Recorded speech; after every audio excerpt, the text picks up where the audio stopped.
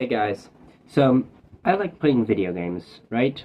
I like video games in general. I consider myself a gamer, if you will, and I have a lot of consoles, right? I have plenty of retro consoles, and you know, I don't usually buy the latest consoles because I'm not actually rich, but I have one of the latest consoles that I think I got for a pretty good price. But anyways, um, yeah, I have a lot of consoles, right? And I like playing video games, especially retro games. But there are certain games that you can't really play, even if you have a lot of money and you can buy a lot of consoles and a lot of games. And those are, or specifically the arcade games, right? Arcade games are really unique in the sense that unlike every other basically video game media, they are almost all of them exclusive to either one or two um, games. Sorry, there are always only one or two games made for certain systems, right?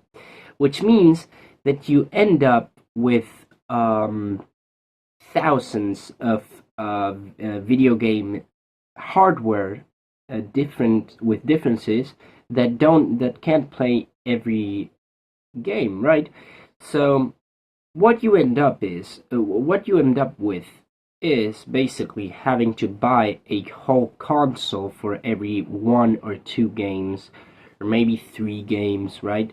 Um, so, for example, and this especially happened in old games, right? For example, you know, um, Pac-Man, Space Invaders, all of that, Galaga, all of those games were made. A single cabinet was made for a single game, right? And it had special hardware made specifically for that game, right?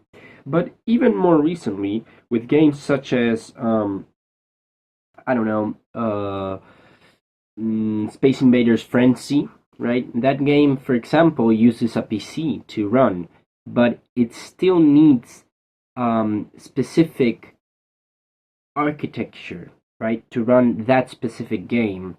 Even though there are many games that run the same kind of architecture or the same type of game, but you really have maximum 10 games that run on that architecture, right?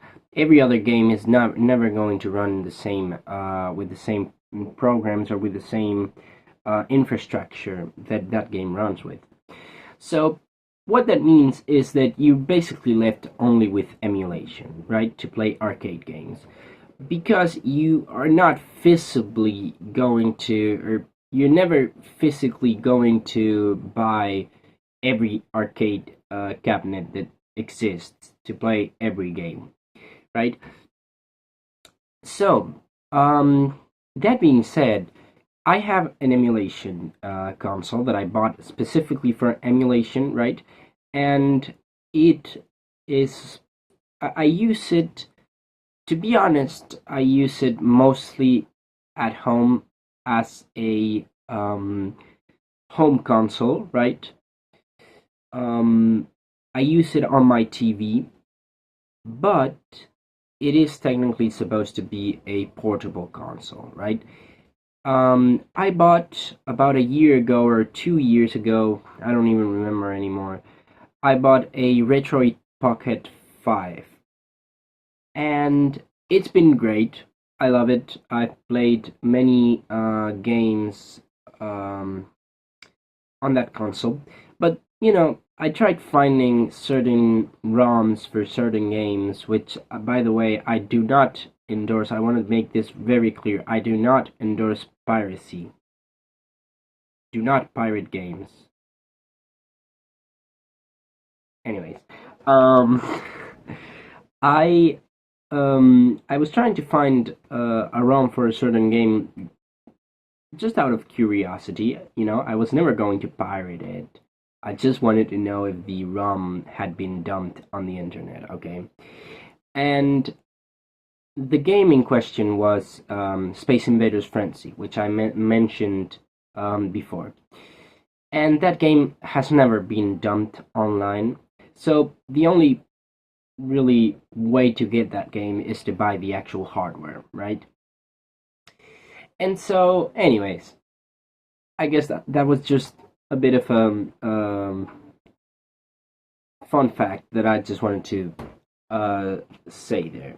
Um, but yeah, the main idea, the main topic of the video is that I, I was trying to get many of my games onto the Retroid Pocket 5, right? And for that, you use a SD card, right?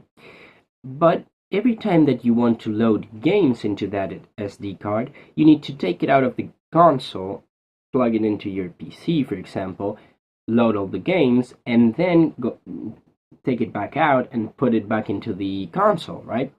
And that's especially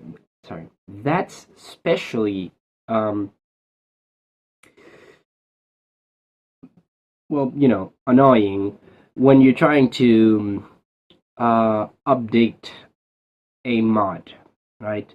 Specifically, lately I'm playing the mod Retro Rewind for the Mario Kart Wii, right? For the game Mario Kart Wii. And the reason why I don't play it on an actual console is because I don't want to mod my actual console, and you need to mod it to install mods for games.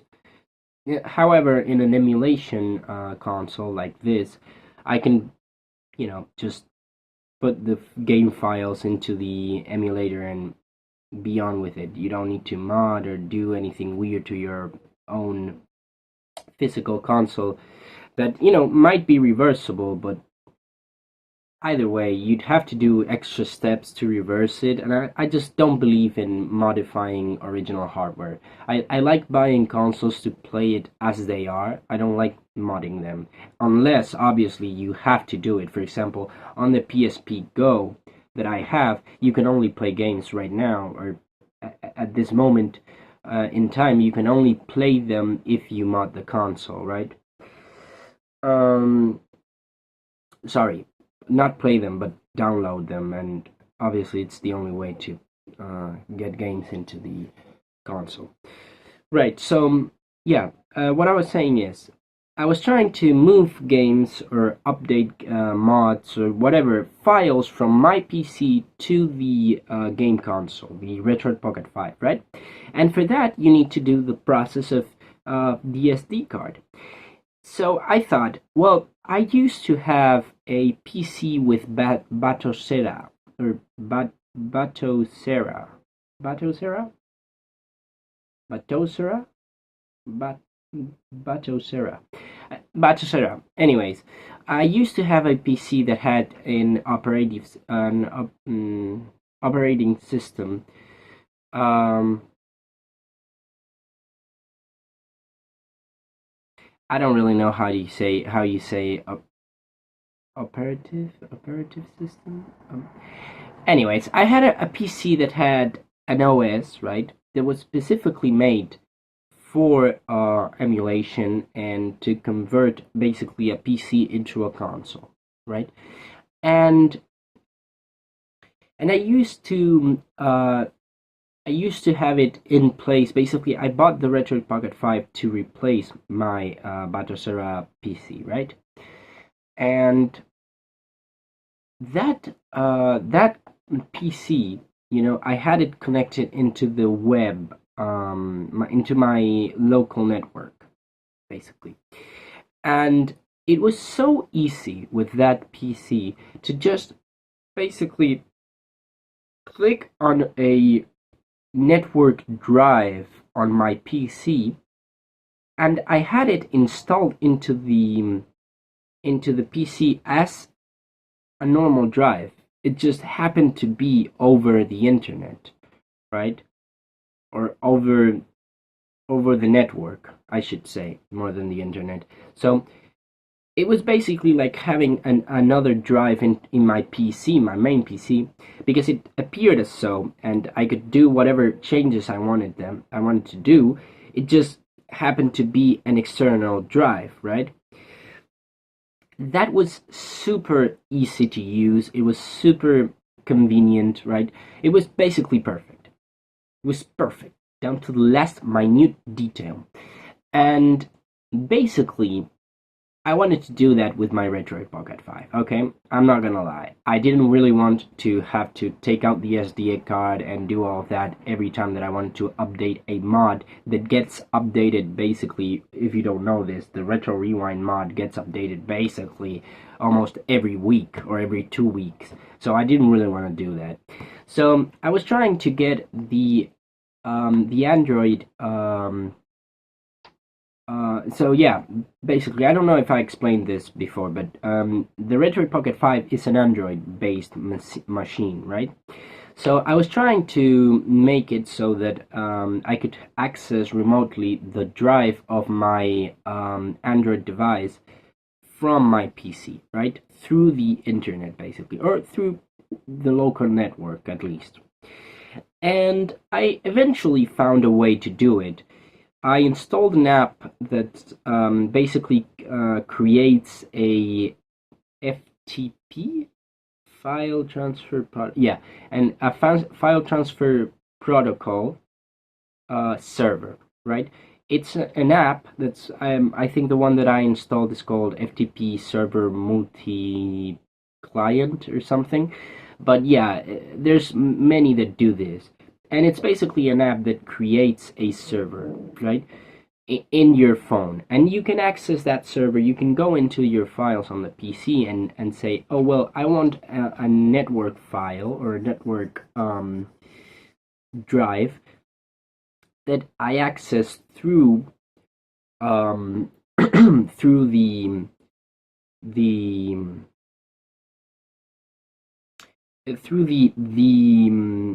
port, the IP and the port that you set up the server on the Android phone. Okay, so basically you go into an I guess would be a direction, right? An IP. Um, Through your PC, right? You go to that IP, and in that IP, you have a file protocol, file transfer protocol server set up, right? So yeah, and that basically solved my problem, right? It made it really easy to go into and modify any files that I want from my Android device. But you know, I have to have the server always active if I want to access it at any time, and that that consumes electricity, that consumes um, internet, and all of that, and it also doesn't really appear as a drive in my PC. It appears more like mm, I guess a folder, an online folder or something. It just doesn't feel like it's integrated into the system, and the reason why it doesn't feel integrated is because it isn't, right?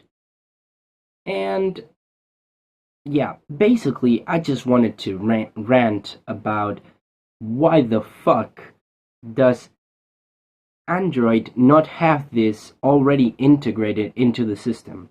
Why do you have to go out of your way to install an app, to create a server, to do all of this shit, to go into the file system and you have to put an IP address and all of that?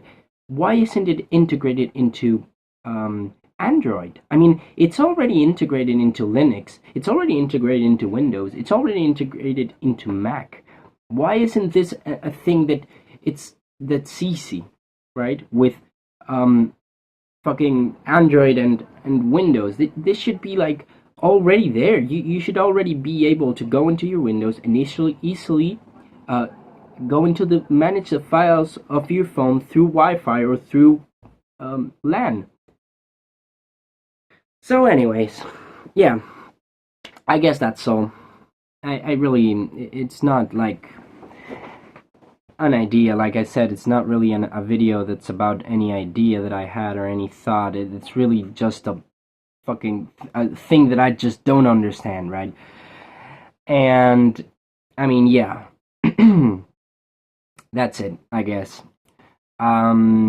Android needs to do better. They need to integrate this into the system because it's really annoying to have to do this all by myself. And by the way, I mean, I know I'm, more or less informed in all of this, you know, programming stuff. But I can't imagine someone that doesn't know anything about electronics or sorry, software and all of this, trying to figure this out. It's something that feels so easy and so basic, right? Just controlling the drive of your phone remotely, so that you don't have to connect a USB cable, and it's so fucking hard to do if you don't know what you're doing. If you know what you're doing, it's still pretty convoluted, but it's not hard. But if you don't know what you're doing, it's hard. Like, it's actually fucking hard. So, I mean, yeah. Anyways, that's all for today, guys. See you. Um, Today marks actually a week since I started this channel, since I started this series. Um, so yeah. Happy 1 week anniversary to everyone that watches this series, which is actually no one, because I actually got a few views in one of my 7 videos, but the rest are not viewed by anyone at this moment. I don't know if they'll get views after I upload this video, but right now I'm sitting at no views on the last 2 videos, no views on the third video, and a few views on the fourth and first video, and the second video. But when I say a few, I mean maximum 3 views. So, yeah. Anyways, bye guys. See ya.